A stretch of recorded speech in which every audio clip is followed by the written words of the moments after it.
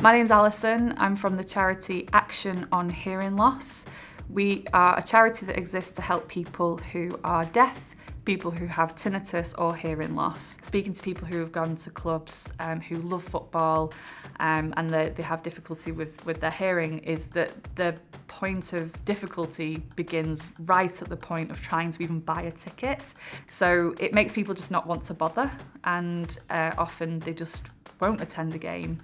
Hearing loss is an invisible disability. It's difficult to figure out exactly when someone's got hearing loss. So what we advocate for is people to be a little bit like a detective in conversation and just look out for some really key signs. So it could be something as simple as they're leaning in to listen to you speak a bit, they might be squinting at you a little, they might be asking you to repeat yourself often. And then what we suggest that you do is that you adapt and that you think about how you're portraying yourself. So what can you do to make it easier? Look at a person when you're talking to them, repeat yourself, don't shout at anybody when you're speaking to them, just speak clearly when you're speaking.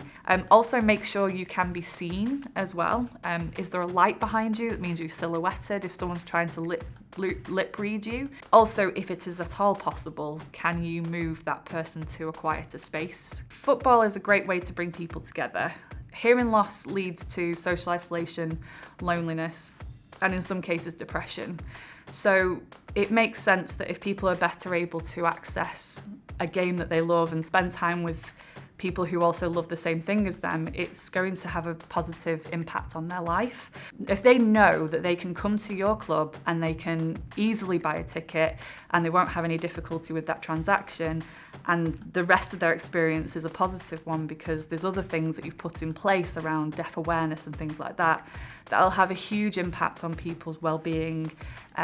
They will feel more included, more supported, and hopefully would lead to less social isolation, less loneliness and less depression in people with hearing loss. So it's really important that accessibility is considered. There's a huge amount of information we can provide to clubs, so if you're ever confused about what to do for one particular event and you need some guidance, you can always speak to our charity, we can help with that as well.